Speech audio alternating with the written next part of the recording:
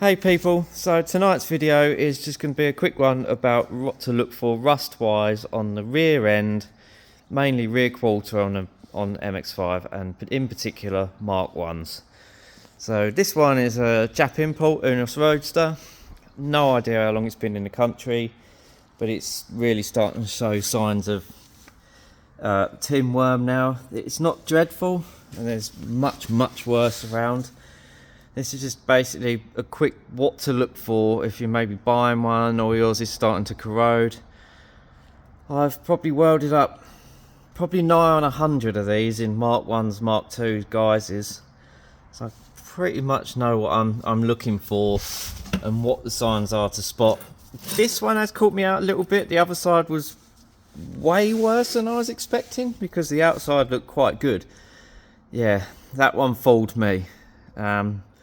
So, the usual sort of scabby round the wheel arch. I mean, that's pretty much every older car, really. You know, you've got this scab here, there's a few scabs around here, etc. Now, if your car is showing a big rust blister here, then it's more than likely that this panel here is rotten. When you cut that outer arch off, that will most likely be absolutely rotten and obviously need replacing. It doesn't show it, but it's starting to show here, so I think this is again going to be the case. Obviously you've got all this flaky stuff which is covered by a splash shield. I'm pretty sure that's going to be all holes there anyway. Now the stupid thing is with this is I found it on a few now that along here, as you can just about see, is a bead of sealer. Well, that bead of sealer doesn't do a lot of sealing, and we're talking cars 30 odd years old now.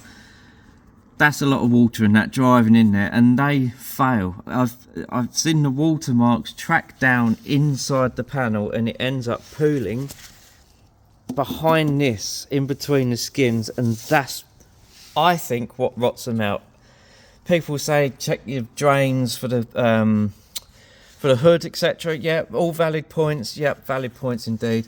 But I think a lot of water comes from here, and also there's a sealer here which it has the plastic shield on, but you're not going to stop the water from going behind it. It's not a watertight seal, so again, I've seen water track behind this panel and it will pull, I believe, in this area and this area, which consequently you're obviously getting mud, water, whatever building up here, which will rot this side and the same the other side, but mainly water. Okay, so we covered that. Lay on my back.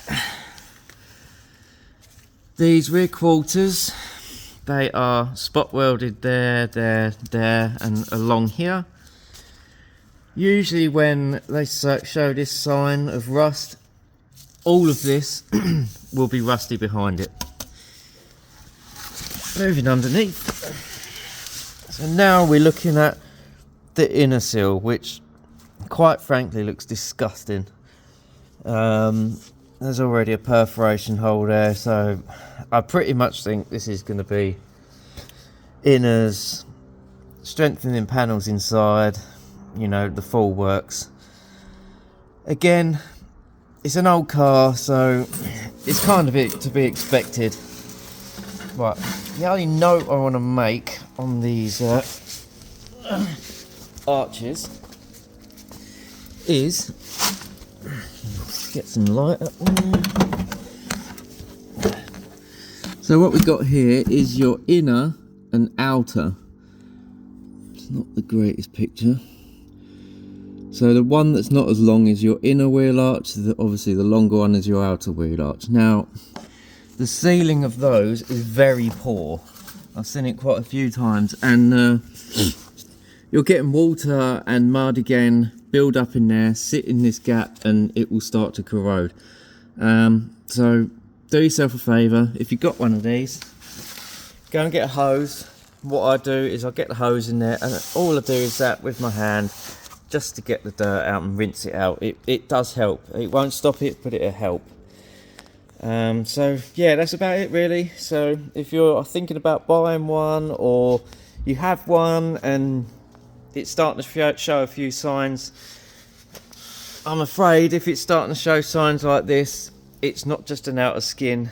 It will be much deeper, and obviously it's not a £100 repair job. You're talking replacing the outer arch, we're talking inner repairs, etc. So you need to budget for a fair few hundred.